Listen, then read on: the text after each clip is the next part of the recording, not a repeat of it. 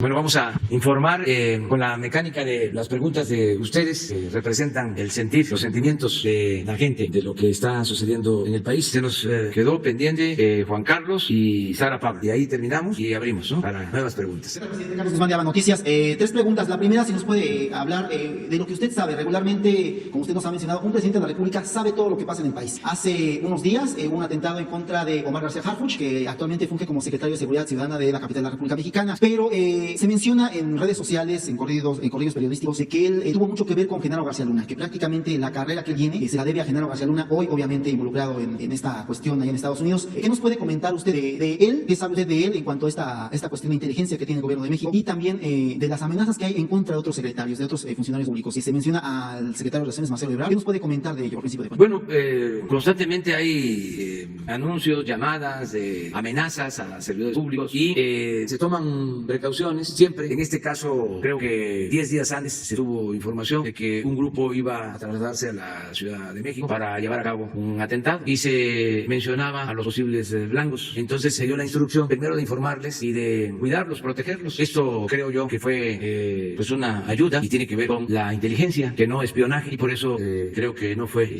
más grave la situación, aunque fue algo muy delicado. No puedo decir más que eso acerca de tu pregunta. La segunda tiene que ver con el Infonavit. Durante la gira que fue por los estados del centro del país, se dio a conocer por parte de un ciudadano que pidió información pública el caso de Gustavo de Hoyos, una persona que tiene una fundación, encabeza Mexicanos contra la Corrupción, que ha estado en contra de la 4T, ha buscado denostar incluso algunas de las acciones de su gobierno, pero este ciudadano logró tener acceso a información donde este señor cobraba hasta $1 millón mensuales por fungir como consejero en el Infonavit. Usted ha mencionado que se busca erradicar la corrupción del país. Le preguntábamos en las conferencias vespertinas directamente al director del Infonavit si había alguna investigación, aunque sea de oficio, en contra de este señor, que pues $1 millón mensuales, pues prácticamente es, como dirían por ahí, un recordatorio familiar hacia los mexicanos que menos tienen. ¿Usted qué es lo que contempla hacer para que este tipo de cosas no sucedan más en el país? Que una persona, por sentarse en una silla como consejero, gane $1 millón anuales. Bueno, no tengo información precisa sobre este hecho, pero sí habían prácticas de abusos, funcionarios públicos, dirigentes sindicales, dirigentes de las organizaciones empresariales que se servían con la cuchara grande. Había mucha corrupción, por eso enfrentamos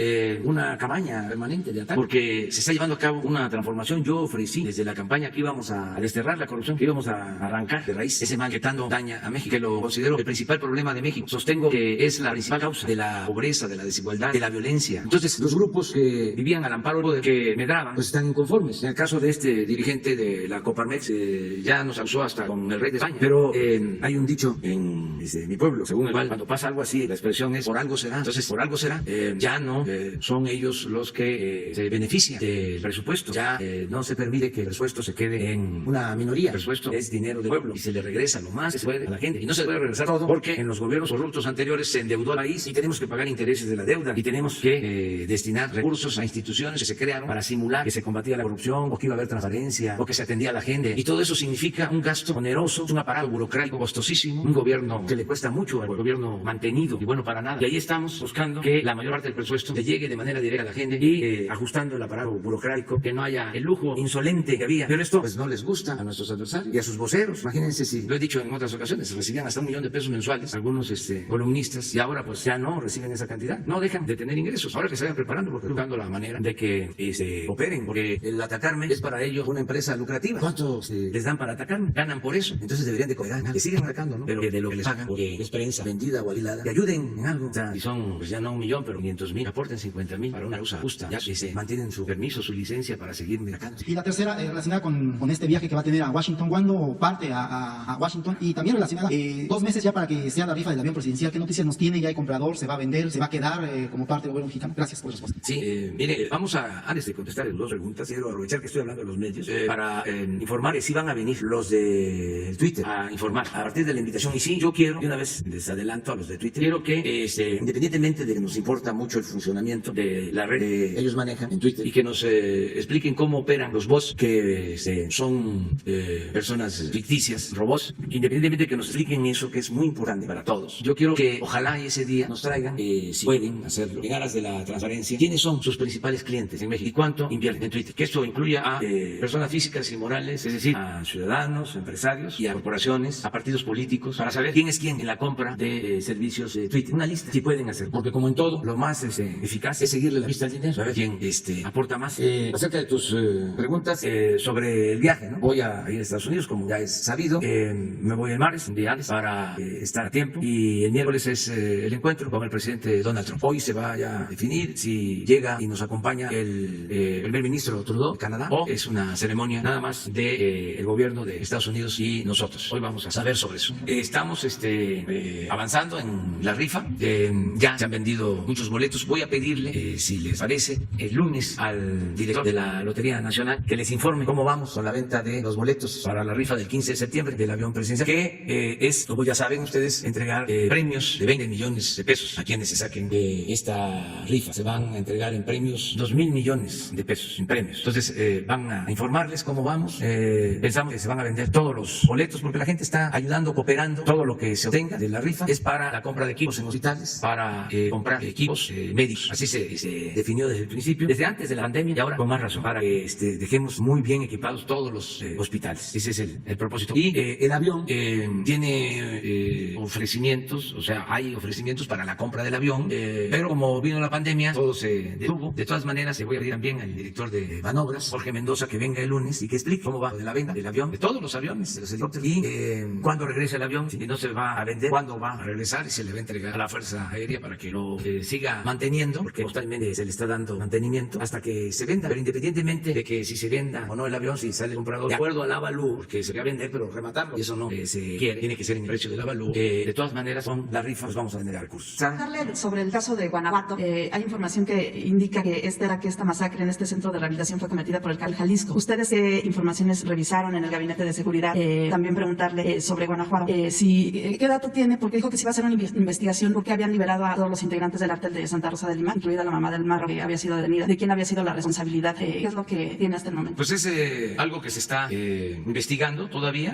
Pues son hechos muy lamentables, porque a mansalva se asesina a jóvenes que están en estos centros de rehabilitación. Hay varias versiones de que en los centros de rehabilitación están también pues representantes de las bandas delincuentes que no están registrados legalmente, que están promovidos por la misma delincuencia. Como sea, son crímenes. Sabrán quién lo hizo. También se está haciendo la investigación. Sigue habiendo en Guanajuato problemas serios, graves. Vamos a continuar nosotros ayudando a que se proteja el pueblo de Guanajuato. Tienen instrucciones tanto la Guardia Nacional como la Secretaría de la Defensa, la Secretaría de Marina, la Secretaría de Seguridad Pública, de estar pendientes. Es un asunto de enfrentamiento, en efecto, de bandas, y también es algo que tiene que verse como un problema que se dejó crecer, ya sea por irresponsabilidad o por contubernio. Es decir, o se omitió o se toleró. Y creció mucho. Tan es así que tienen base social. Y eso no se construye de la noche a la mañana. Eso lleva tiempo. Entonces se está trabajando.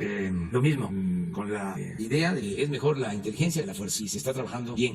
No hemos podido controlar los enfrentamientos. Siguen habiendo agresiones. Ayer fue de los días con menos violencia. Y Guanajuato arriba. A ver si está la arranque del reporte. Después de lo de la agresión a este centro de rehabilitación. 3 estados en homicidio. Y 22% de los 68 homicidios de ayer en Guanajuato. Entonces estamos trabajando en este tema. Hoy la licenciada Olga Sánchez Cordero, que es una experta en cuestiones jurídicas, fue ministra de la Corte, dio a conocer una tesis que existe en el Poder Judicial acerca de el cateo. Cuando dejan en libertad a las personas que se detuvieron en Guanajuato, se argumentó de que no había orden de cateo o que llegó tarde la orden de cateo. Con lo mismo es que se utiliza, ¿no?, como excusa de que está mal hecha la investigación o se procedió mal para dar pie a que se libere a los presuntos delitos. Entonces la licenciada Olga hoy trató el tema y hay una tesis, hay jurisprudencia en la Corte acerca de que cuando se tiene información de que al interior de un domicilio se está cometiendo un ilícito, hay flagrancia, se puede intervenir. Y ese fue el caso. Independientemente de a qué hora llegó la orden, cuando entra la policía, la Guardia Nacional, lo que encuentran es droga y dinero. Y sin embargo, aplicó otro criterio. Entonces, hoy que ella en la mañana hace la licenciada una exposición sobre el tema, le pedí que de manera respetuosa, porque se trata de un poder independiente, autónomo, se envíe por escrito al presidente de la Suprema Corte, que es a la vez presidente del Consejo de la Judicatura. Esa tesis, desde luego, él formó parte de lo mismo, pero no es un asunto de los ministros. Puede ser desconocimiento de jueces, de magistrados, o conociendo que existe esta tesis y que puede aplicarse, no lo hace porque antes nadie decía nada. Por eso también fue muy importante que ayer la Fiscalía diera a conocer lo del soborno a los integrantes del juzgado para liberar a esta persona vinculada con los casos, o con el caso de la desaparición de los jóvenes de Ayotzinapa, el Tribunal Público, porque antes ni nos enterábamos. Se sabía, pero no así, que un presunto delincuente en un caso tan delicado como es la desaparición de los jóvenes, y luego de una conferencia del anuncio del fiscal general, por dinero, se libere al implicado. Eso sería la gran nota en el mundo. Aquí no pasó nada en los medios. ¿Dónde están los comentaristas? Porque es algo gravísimo. eso es como la noticia de que va a venir a ser extraditado porque va a cooperar con la fiscalía el señor Lozoya. Silencio, un silencio cómplice. Cuando es, imagínense que venga este señor y que diga, pues yo entregué dinero o recibí porque entregué dinero a todos estos personajes o porque me lo pidieron, me lo ordenaron para llevar a cabo ciertas acciones, pero silencio. En otros países, imagínense, este asunto tiene que ver, entre otros, con el caso de Brecht en México, que no había sido atendido. ¿Cómo creen? Me voy a quedar callado, no voy a expresar. La Comisión de la Transparencia, del Instituto de la Transparencia, una de sus resoluciones fue mantener en secreto el caso de Odebrecht. El Instituto de la Transparencia resuelve mantener en secreto. El escritor Kafka es costumbrista, es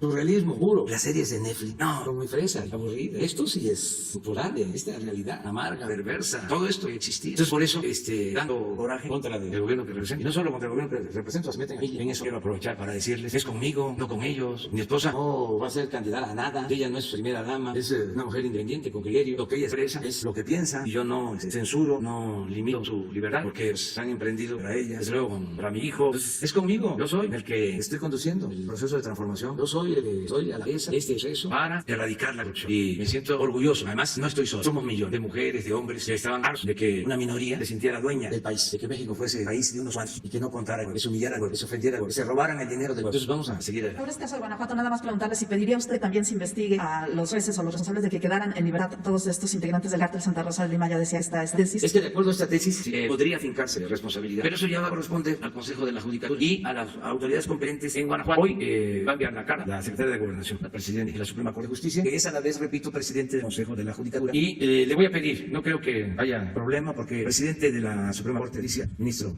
Zavala, es Saldívar, Arturo Saldívar, es una gente de primera, es una gente íntegra, una gente buena. Entonces, a ver si se da a conocer, que tengan ustedes el texto de la carta, para que se vea el fundamento legal. Y si hay motivos para que se investigue y castigue a los responsables, que se haga. Y preguntarle sobre su viaje, presidente. Ha dicho que es para el tema del TEMEC, pero también ha dicho que es una visita política.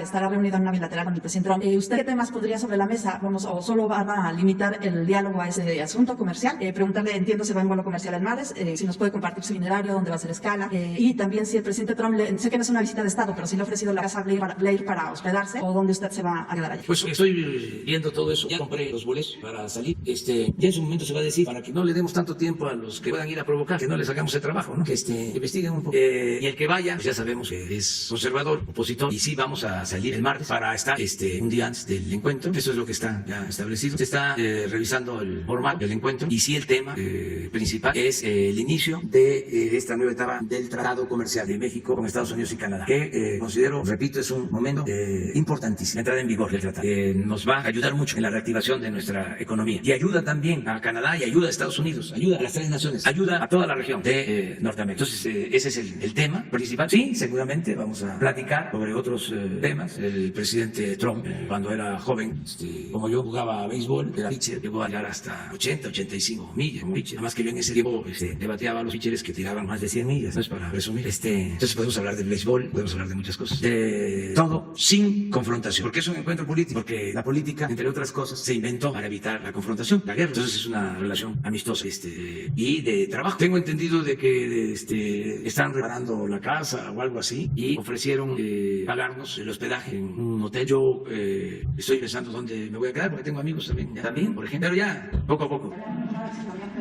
Unas pruebas en su estado. ¿Serán ustedes esto es real o no? La Casa Blanca no ha solicitado esta prueba para... Creo que está en el protocolo y vamos a cumplir todos los protocolos como lo tenemos que hacer. Si hace falta, sí. O sea, si está en el protocolo y si se la tendría que hacer, no me da muy claro. Todavía no sabemos, pero si está en el protocolo, desde luego que sí, no me niego.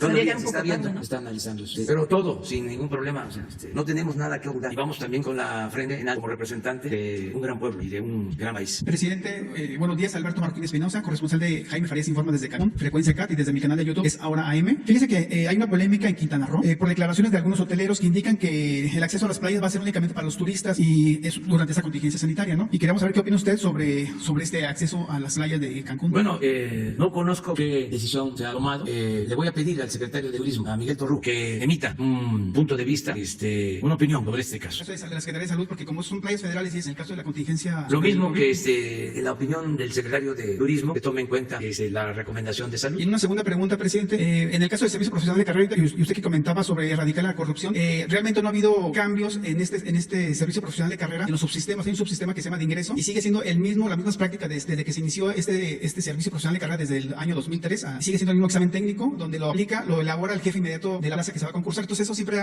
se ha dado a que se lo dé al algún interesado de él, ¿no? Del jefe inmediato de la plaza, ¿no? Entonces no ha habido cambios y ahorita ya estamos regresando a esta nueva normalidad y se van a empezar a volver a concursar las plazas que se quedaron pendientes desde que empezó la pandemia. No sé si es buena tu recomendación y le vamos a pedir a Irmeréndira Sandoval, la secretaria de la Función Pública, que revise estos procedimientos. Que nos pueda explicar a lo mejor que sí, en esta nueva etapa de la cuarta transformación, si va a haber realmente una transformación al respecto, ¿no? Sí, tiene que haber, porque todas esas prácticas de influyentismo, de amiguismo, deben desaparecer y no simular. Eso también es parte del conservadurismo, ¿no? La hipocresía. El hacer exámenes, pero saber ya de antemano quién va a ganar. Eso pasó muchísimo, en todo, hasta en la academia. Hay una plaza de investigador y se hacen exámenes, pero de antemano ya hay un favorito. Eso en la academia. En el gobierno, lo mismo, en todo es así. Y tiene que profesionalizarse y hacerse con honestidad todo el proceso de selección de los servidores. Entonces, pero sí hay que revisar. Los dos. Buenos días, presidente, gracias.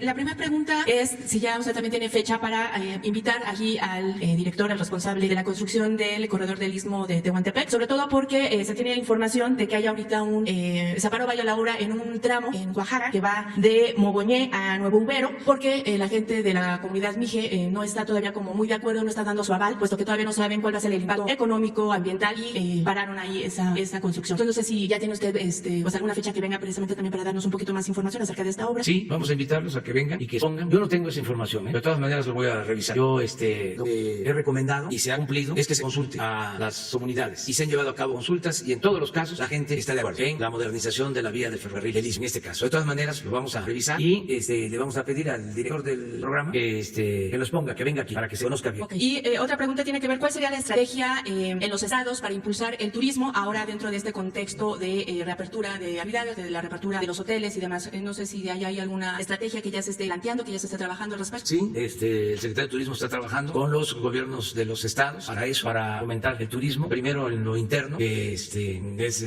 muy importante, y cuando se vaya abriendo el mundo al turismo, porque hay países en donde no se permite todavía viajar, ya tener condiciones para recibir turistas extranjeros, pero sí hay un plan de la Secretaría de Turismo aplicado. Y la última pregunta, presidente, hace unos días compartió los aciertos de su gobierno, pero haciendo, digamos, un ejercicio de autorreacción, de autocrítica, ¿cuáles serían, digamos, los errores que se han cometido durante su administración? ¿Cuáles serían los retos a 4 años de que termine su gestión? ¿Y cuáles serían, digamos, las promesas de campaña que quizá no se han cumplido a 2 años de distancia de su triunfo electoral? Pero sí, mire, por eso me río, porque tengo tantos años críticos que ellos pueden hacer la lista. Además, eso sería una forma de desquitar el sueldo. O sea, a ver, la lista de todos los errores. ¿Qué retos todavía tiene por cumplir? Yo sí. Y también en un ejercicio de autorreflexión. Lo que quiero es profundizar más en el combate a la corrupción, avanzar más rápido, con más intensidad. Me molesta mucho enterarme de casos de corrupción. Todavía, después de 19 meses, estoy encontrando corrupción. Es que estaba podrido el régimen por completo. ¿Qué quieren que les diga nuevo? Que hicieron su agosto los que vendían facturas falsas. ¿Qué quieren que les diga nuevo? Que se mantenía hasta hace unos días el contrabando. ¿Qué dicen? ¿Qué quieren que les diga nuevo? Lo de ayer. ¿Qué quieren que les comente nuevo? Que muchos de estos expertos en medios de comunicación, formadores de opinión, pagaban impuestos con facturas falsas. Tengo mucho trabajo. Es limpiar y limpiar y limpiar y limpiar. Pero no hay otra opción, otro camino. Tenemos que erradicar la corrupción. Tenemos que purificar la vida pública. Solo así se va a lograr el renacimiento de México. Entonces me dices que me falta eso. Por eso me puse de plazo el 1 de diciembre. Y ya para entonces ya van a quedar sentadas las bases para la transformación. ¿Campaña que se haya quedado en el tintero? Muy poco. De los 100 compromisos que hice cuando tomé posesión, he cumplido 90. Me faltan muy pocos. Fíjense lo que me pasó. Les comento. Viene la crisis y la costumbre era de que se pidiera créditos para rescatar a las empresas, ¿no? Al estilo FOA, como me lo pidieron algunos. O plazos para pagar sus impuestos. Entonces, ante la caída posible en la recaudación, la depreciación del peso, la crisis económica y sin apostar a endeudarnos, me planteo, vamos a reunir todos los recursos que están dispersos en fondos, en fideicomisos, para devolver ese dinero a Hacienda y así aminorar la pérdida de ingresos y poder salir adelante sin endeudarnos. Entonces, elaboramos un decreto para recoger los fondos y se deshagan la oposición incluso al interior del mismo gobierno, porque no todos en el gobierno están pensando en la transformación, no piensan en el pueblo. O sea, el individualismo avanzó mucho en el periodo neoliberal, el egoísmo, el no pensar en el prójimo, el no pensar en los demás. Entonces, oposición de todos. Y hablaba yo de los 100 compromisos. Y ahora que estaba escribiendo para mi informe de antier, reviso los 100 compromisos para ver cuántos se había cumplido de los 100 compromisos. Y sí, como 90 y los otros están en proceso. Pero uno de esos compromisos, el 37, es precisamente reunir los recursos de fondos y de fideicomisos para evitar el manejo discrecional y transparentar todo el dinero. Ahí está. Todo lo que estamos haciendo es lo que hemos postulado. Y hay cosas que estamos haciendo que las hemos planteado desde hace años. Combate a la corrupción desde mis primeros libros. Yo tomé la decisión de salirme del PRI en 1983 y en 1988 escribí un libro sobre el fraude electoral en Tabasco. Y ahí, 88, 89, hablo de que voy a continuar la lucha porque la democracia es lo único que puede desterrar o acabar o mantener a raya a la corrupción. Desde 89 se llama Tabasco, víctima del fraude electoral. Ahí en ese libro hablo de ideal.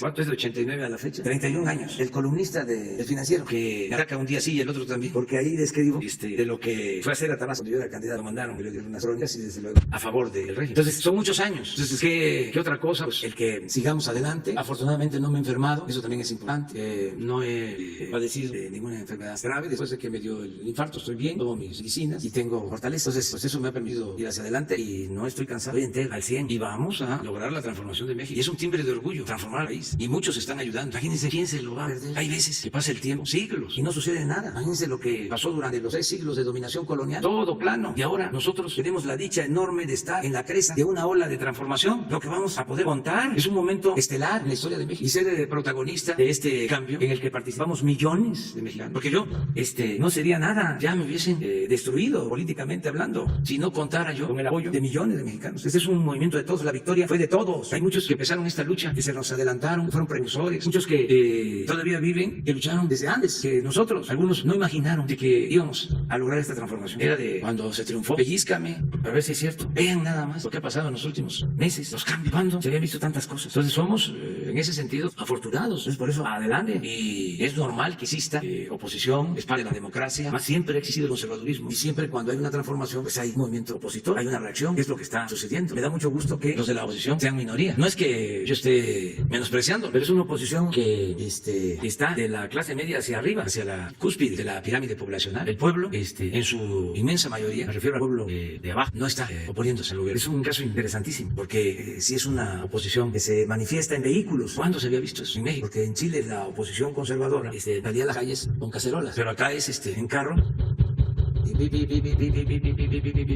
Creo que no es tan original, lo está haciendo la ultraderecha en España, en otros lugares. Habría que investigar de dónde salió eso de las manifestaciones en coches. Lo tienen todo su derecho de hacer. ¿Qué tal, presidente? Buenos días, Carlos Calzada, Educación. La primera pregunta sería, se dio a conocer que Canadá ya rebasó a México como principal socio comercial de los Estados Unidos. ¿Esto qué repercusiones tiene en el marco de la entrada precisamente de este acuerdo comercial? Y la segunda pregunta sería que la Comisión Económica para América Latina y el Caribe estimó que se podrían cerrar hasta 500,000 empresas en México a raíz de la pandemia de COVID-19. Me gustaría saber su apreciación acerca de estas declaraciones de la CEPAL. Pues esto de la CEPAL no dejan de tener, aunque son progresistas, no dejan de tener algo de herencia. El Fondo Monetario Internacional nos embarga también el pesimismo de la CEPAL con todo. Nosotros vemos las cosas con optimismo y hay motivos para demostrar que ya tocamos fondo y que ya inició la recuperación de nuestra economía. Lo dije en el informe. Mencioné 3 datos que creo que son válidos. Uno, que en este semestre aumentaron las ventas de las tiendas de autoservicio en 8% en términos reales. Vendieron 50,000 millones de pesos que lo que vendieron en el semestre del año pasado, a pesar de la pandemia. Otro dato importante es cómo ha ido disminuyendo la pérdida de empleos, de acuerdo a los inscritos en el Seguro Social. En abril, lamentablemente, se perdieron 555,000 empleos. En mayo, 345,000 y ya en junio, 82,000. Esto indica de que ya pasó lo peor. Y el tercer dato, que es muy bueno, es el de las remesas. El peor mes, en términos económicos, considero que fue abril. Y en mayo aumentaron las remesas en 18% con relación a abril. Entonces, esos 3 datos indican de que ya tocamos fondo. Lo mismo en el caso de la depreciación del peso. Llegó a estar a más de 25 pesos por dólar. Ayer ya 22.60. Y espero que baje, es decir, que se precie. Eso es, ahí vamos. Eso es por lo que señala la CEPAL. Nuestro pueblo es muy luchón, es muy trabajador. Es de los pueblos más trabajadores del mundo. Es un pueblo extraordinario. Por eso hemos resistido todas las calamidades. Y por eso estoy optimista. Vamos a salir. La otra pregunta. Sobre que Canadá rebasó a México como principal socio comercial de los Estados Unidos. Sí, pero es transitorio. Es por esta pandemia que se cerraron plantas en México. Sobre todo nosotros tenemos una relación con Estados Unidos muy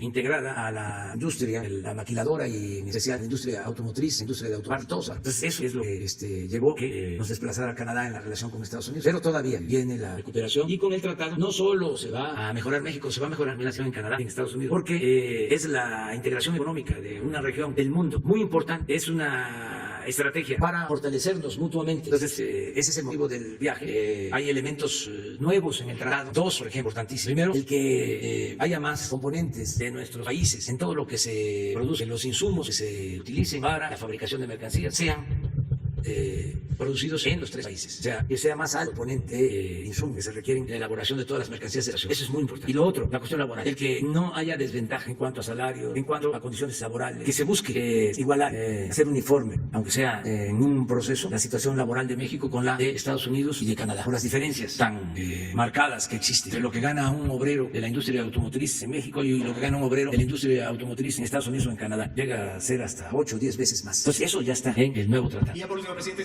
quisiera saber si a raíz de los hechos en Irapuato, el gobernador de esa entidad se ha comunicado con usted, si es así, si llegaron a algún acuerdo o algún... Hay comunicación con la secretaria de Gobernación y tiene instrucciones de mantener la coordinación y el apoyo con las autoridades locales. El secretario de Seguridad, Alfonso Durazo. Presidente de la Escobar, corresponsal de Punto TV. Precisamente sobre el tema de que Canadá se convirtió en el principal socio comercial de Estados Unidos, que mencionaba, como usted bien decía, el tema de que es una situación por lo de la pandemia, justo también por la situación que se está viviendo en la frontera entre México y Estados Unidos, por este cierre solamente de actividades esenciales. Y precisamente en la frontera norte de México se acaba de dar a conocer que de nuevo están pensando otra vez en cerrar, en restringir lo más que se pueda el tema del tránsito por el asunto de los contagios en la zona fronteriza entre México y Estados Unidos. Preguntarle qué información tiene al respecto y sobre todo cuál es la evaluación que están haciendo de las pérdidas que se puedan tener en torno a este intercambio comercial que se tiene entre México y Estados Unidos justo en la entrada en vigor del tema. Bueno, ya está descontado de que van a recuperarse las actividades productivas y la exportación de manera gradual y siguiendo siempre los protocolos de salud. Eso lo dijimos desde hace un mes que se abrió la actividad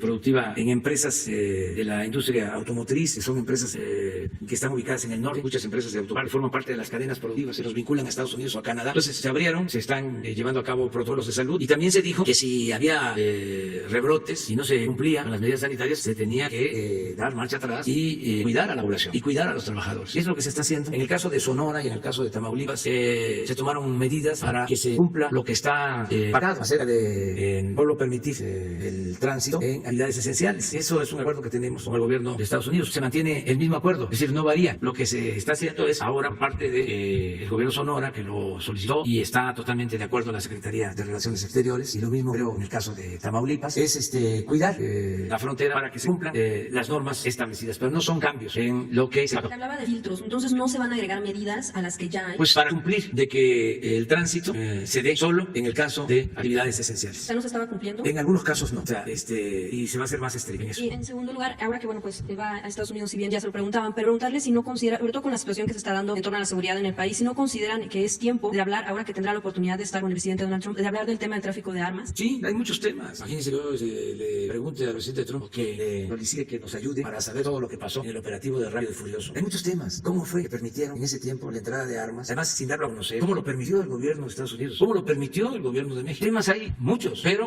nos vamos a enfocar el orden del día. El tema básico es el de la entrada en vigor del Tratado de Libre Comercio, porque nos ayuda a las 3 naciones. Por la recesión económica mundial tenemos que pensar en la reactivación de la economía, y es en esta región del mundo en donde después de la pandemia o en los tiempos de la pandemia está entrando en vigor un tratado para impulsar la vida económica y el comercio y desde luego la creación de empleos. Nada más imaginen, con todo respeto, siempre las comparaciones son odiosas, imagínense qué va a hacer la Unión Europea para la reactivación económica y piensen qué va a hacer América del Norte, qué está haciendo Canadá, Estados Unidos y México. Hay un plan. Entonces es un hecho muy importante y desde luego que genera polémica, pero pues yo tengo que hacer lo que le conviene a México y lo que consideramos nos conviene a los mexicanos. Justo, bueno, lo que le preguntaba, el tema de armas para evitar que se sigan dando ese tipo de ataques. Sí, claro que sí, pero son muchos temas, pero estamos centrando la visita en lo del tratado, que lo consideramos muy importante, como también otros temas, pero hoy básicamente por lo del tratado. Allá atrás. Sí, buenos días, señor presidente. Alejandro Alemán, de Diario Plaza Juárez. Usted ha mencionado de forma recurrente este asunto de la lucha contra la corrupción y, bueno, una base pues es la transparencia, la rendición de cuentas. Sin embargo, aquí lo que observo y le quiero preguntar es ese tema de un ataque constante al Instituto Nacional de Acceso a la Información, que es producto de una negociación, de una deliberación política de muchos años y que se creó junto con la Ley Nacional de Transparencia. Entonces, en lo que acaba usted de mencionar de que el instituto cerró el acceso, pero el asunto de derecho, la base es la Fiscalía. La Fiscalía General de la República fue la que argumentó que era un asunto de seguridad nacional y que por lo tanto no podía darse a conocer esa información. Luego entonces el instituto calificó esa reserva que puso la Fiscalía y fue que se cerró, pero no fue un asunto del instituto. Y en el mismo sentido también de transparencia, que es un elemento fundamental para la democracia y para la lucha contra la corrupción, está el Sistema Nacional de Anticorrupción, que está articulando las distintas instituciones, la Auditoría Superior de la Federación, los tribunales, en fin, la idea es que se articule para que pueda haber un mejor control una mejor mejor lucha anticorrupción y yo creo que esas son situaciones que deben de salirse adelante más que estar pensando en desmantelar instituciones. Muchas gracias. Pues yo discrepo desde el punto de vista, de luego lo respeto. Yo pienso que todas estas instituciones se crearon como para simular de que se iba a combatir la corrupción, de que iba a haber transparencia. Y fue precisamente en el tiempo en que se crearon estas instituciones en que hubo más corrupción. Y nunca los encargados de estas instituciones hicieron denuncia pública. Porque, entre otras cosas, se creaban estas instituciones y los funcionarios eran bien atendidos, bien tratados, con sueldos elevadísimos. No era gente con convicciones, con principios, gente honesta, sino cuidaban el cargo, se alineaban. Entonces vamos a aceptar, como dicen los abogados, aceptando sin conceder de que la Procuraduría dice se mantiene en reserva este asunto de Odebrecht. Eso le notifica al Instituto de la Transparencia. Y el Instituto de la Transparencia lo acata, lo avala. ¿Para qué sirve? Entonces, pero hay una ley atrás que es la ley de transparencia. Sí. Entonces, quien no está cumpliendo la ley de transparencia es la Procuraduría en este caso. Pues entonces eso lo debió de plantear el Instituto. Exactamente, el instituto es el garante de que se cumpla la ley de transparencia. Pero entonces, ¿cuál es la propuesta? ¿Desaparecer ese garante? No, esa es la propuesta. ¿O que funcione de mejor forma? Que funcione de mejor forma, o que las instancias que ya existían se mantengan, la fiscalía, y que los ciudadanos tengan mecanismos para presentar denuncias, para solicitar información, pero no aparatos. ¿Cuánto nos cuesta? 1.000 millones de pesos mantener ese aparato para simular. Me duele. ¿Cómo? 1.000 millones de pesos para no hacer nada. El caso más dramático era el del Instituto Anticorrupción. ¿Cómo surge todo esto? Pues el conservadurismo, son las modas, se fueron creando. ¿Quién impulsaba todo esto? Los periódicos conservadores. Reforma era uno de los principales impulsadores de esto. Déjame terminar porque es muy interesante. Echan a andar la llamada sociedad civil, entre comillas. Antes se llamaba pueblo. Es apropiar la representación de todo, la llamada sociedad civil. Echan a andar todas estas medidas de simulación que no tocaban a los de arriba, a sus patrocinadores. Esos seguían sin pagar impuestos. Esos seguían saqueando a sus anchas, en contubernio con las altas autoridades. A Salinas de Gortari no lo tocaban, pero le aplaudían. A Cedillo lo mismo. A todos. No se dejaron la deuda del Fobaproa y nadie cuestionó nada en los medios. Tenían control casi absoluto de los medios de comunicación. Pero bueno, el absurdo. Empiezan a promover esto nuevo, el Instituto Anticorrupción. Y resulta que la corrupción no era delito grave. ¿Cómo tienes un Instituto Anticorrupción si no vas a poder meter a la cárcel a los corruptos? Porque van a tener la posibilidad de salir bajo fianza. ¿Por qué antes de echar a andar toda esta estrategia, toda esta simulación faramaya, no modificaron la Constitución? ¿Cómo fue que se quitó de que la corrupción podía ser delito grave? ¿Cuándo? En la época de Salinas, 1994. ¿Fue casualidad el quitarlo del Código Penal o fue deliberado? Yo sostengo que fue deliberado. ¿Quiénes eran los abogados que manejaban el legislativo? Todos los representantes de los grupos de intereses creados en el país. ¿Quiénes son los abogados más ricos del mundo? Los abogados mexicanos. Me refiero a la élite de los abogados. Hay unos abogados que están inmensamente ricos, y no por su talento, sino por sus agarraderas, por su influyentismo, por su manejo político. Llegaron a tener hasta cargos. Hablando de transparencia, imagínense lo importante que sería que nos dijeran cuánto tienen estos abogados. Todos los que estuvieron en el gobierno durante el periodo neoliberal y que al mismo tiempo litigaban en favor de las grandes corporaciones en los asuntos más lucrativos. Entonces yo no voy a desaparecer esas instituciones porque tengo que optar. La política también es optar entre inconvenientes, priorizar. Tengo 50 asuntos, hay 1.000, pero puedo con 50, que son los que considero básicos, centrales, porque el que mucho abarca, poco aprieta. Entonces estoy atendiendo lo que considero básico, fundamental. Entonces eso de que exista la transparencia, pues sí, ya sabemos que es igual a la nada. Es lamentable, muy lamentable, que se destine recursos a eso, porque no hay resultados, no hay beneficios. Pero no me voy a meter a estar desgastándome con esas cosas. Ahí están, pero les debería dar vergüenza ellos mismos. Es decir, vamos a llevar a cabo nosotros una reforma aquí, vamos a ajustar nuestra estructura, que no le cueste al pueblo 1.000 millones, vamos a reducir el costo a la mitad. ¿Por qué? Son otras circunstancias, porque hay crisis económica, pero no, se amparan. Cuando se planteó que nadie ganara más que el presidente, se ampararon muchos de estos organismos autónomos y se decía antes, es que si no se les paga bien, se van a corromper. No, es que el que gana más de la ya tiene el virus de la corrupción. A ver, entonces para cerrar ya está tocado. El planteamiento, como lo estoy entendiendo, sería la Constitución ampara el derecho de los mexicanos a saber, a conocer. Ese derecho es constitucional y para eso hay una ley de transparencia. La ley de transparencia le da obligaciones al gobierno federal a que cumpla, a que transparente su información. Ahora, cuando el gobierno federal falla, cuando el ciudadano le pide al gobierno federal una información que no se la da, la opción que tiene el ciudadano es recurrir al INAI. Lo que usted está planteando entonces, y lo que estoy interpretando bien, es que el INAI tenga una altud y un trabajo más proposivo hacia quien se le debe, que es al ciudadano. Claro, y que denuncie, sí, que es lo de derechos humanos. ¿Qué hacían? La Gran Comisión de Derechos Humanos. Había tortura, secuestro, desaparecían personas. ¿Y qué hacía Derechos Humanos? Una recomendación. ¿Cuándo salió el presidente de Derechos Humanos a decir lo de Ayotzinapa es una farsa? Fabricaron lo de Ayotzinapa. Eso no es lo que sucedió. Y ahí se mantuvo todo el aparato administrativo con cargo al erario, mantenido por el pueblo. O sea, porque es el colmo. Además de que humillan al pueblo, de que agreden al pueblo, el pueblo les paga, los mantiene. Nosotros los servidores públicos somos trabajadores al servicio del pueblo, es el que nos paga. Entonces es el colmo tener esas instituciones que simulan, nada más para colocar ahí a los allegados, a los amigos, a los camaradas, a los que pertenecen a nuestros partidos. Se llenaron con famoso cambio del 2000, se llenaron las instituciones, bueno, crearon nuevas direcciones, las llamadas direcciones adjuntas. Y a ver, tú estudiaste con mi hijo, con mi sobrina, estuvimos en la misma escuela, estuvimos en la misma universidad, vamos todos al gobierno, sin mística, sin principios, sin ideales. Ahora estamos buscando que el gobierno esté al servicio de los ciudadanos, pero no es quitar la función. Por ejemplo, instituto para atender a adultos mayores, instituto para atender a personas con discapacidad, instituto para la nueva escuela mexicana, institutos. ¿Y para qué están las instituciones? Por ejemplo, en el caso adulto mayor, ¿qué no es mejor entregarle a cada adulto mayor su pensión que tener el aparato sin entregarle nada a los adultos mayores? Que el instituto para la discapacidad, ¿qué no es mejor entregarle directo a los discapacitados? ¿Qué no es mejor entregar directo a las becas? ¿Para qué el aparato? Y todos los aparatos. Es que un día nos vamos a dedicar a eso, a dar a conocer cuántos organismos existen, porque todos tienen el mismo organigrama, es dirección general o coordinación general, direcciones específicas, direcciones de área, jefes de departamento. ¿Y qué hacen? Entonces el gobierno estaba ensimismado, del presupuesto era para el mismo gobierno. Entonces lo que estamos buscando ahora es que el presupuesto le llegue a la gente. Les decía yo,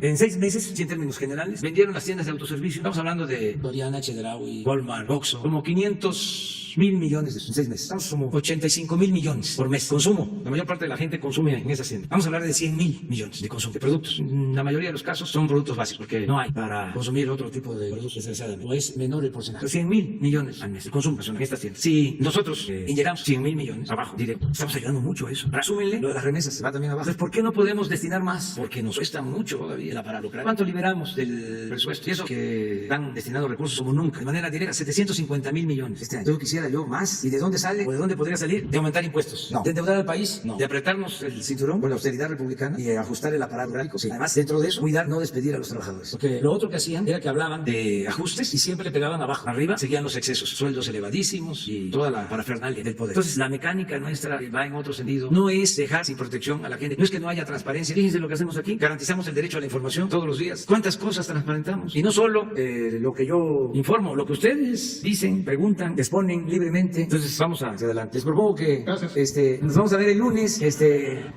Sí, en el caso del gobernador de Jalisco, no sabía yo lo de la presidenta de la Comisión de Derechos Humanos, pero aplica igual. Hoy di instrucciones en el Gabinete de Seguridad de que se establezca comunicación con el gobernador de Jalisco y que, de acuerdo a lo que él considere, nosotros ayudemos en su seguridad, que nosotros podamos contribuir para su protección, que cuente con nosotros. Y lo mismo en el caso de la presidenta, que no lo sabía, pero tiene la instrucción del secretario de Seguridad Pública. ¿Qué mensaje para su gobierno y por qué en este momento? Pues es que se están aferrando intereses creados, hay cambios, hay transformación y hay algunos que se sienten aferrados. Pero esto es normal cuando hay una transformación y está muy claro, no con la delincuencia, ni con la delincuencia común, ni con la delincuencia organizada, ni con la delincuencia de cuello blanco. Y tampoco hacemos acuerdos en lo oscurito con el gobierno de Estados Unidos y con sus agencias. Y otra cosa que también es muy importante, no protegemos a unos para perseguir a otros. Es la aplicación de la ley con el principio liberal de que al margen de la ley nada y por encima de la ley nadie. Nada de que vamos a hacer acuerdos con un grupo para perseguir a otros o para apaciguar una región. No, hay una línea, una frontera, una raya divisoria, autoridad y delincuencia. El funcionario que se involucre en actos delictivos es denunciado y sancionado. Lo de ayer fue muy importante y esto tiene que seguirse llevando. No se avanzaba porque había contubernio. Mandaban los de las bandas, compraban autoridades y además, como te daba el mal ejemplo desde arriba, lo que imperaba era la corrupción en todos los casos. Por eso ahora pues hay reacciones de todo tipo, pero vamos a resistir, ni un paso atrás. Sí, bastante. Y es un compromiso que tenemos de esclarecer, de que se conozca todo lo que sucede. Y la Fiscalía está haciendo un muy buen trabajo y se cuenta con el apoyo también del Poder Judicial. Estamos trabajando de manera coordinada. Somos poderes autónomos, independientes, pero hay casos que requieren de la unidad de todos los componentes del Estado. Cuando hay una razón de Estado, el caso de Ayotzinapa amerita el que todos participemos. Que fue un agravio mayor, por eso todos reaccionamos ante la situación esta de juzgado. Imagínense la afrenta, el atrevimiento de liberar a un presunto responsable después de que el fiscal general hace la denuncia. ¿A qué nivel? ¿A qué grado de descomposición ya llegado? Entonces, pues tenemos que ir hacia adelante y muchas gracias por el apoyo, por el respaldo de muchos y de ustedes también. Donde también ha habido casos de corrupción, donde se ve envuelto el hermano precisamente de Zoé Robledo, de Flor de Limos. Si te parece, el lunes, lo tratamos contigo, empezamos el lunes. ¿Vale?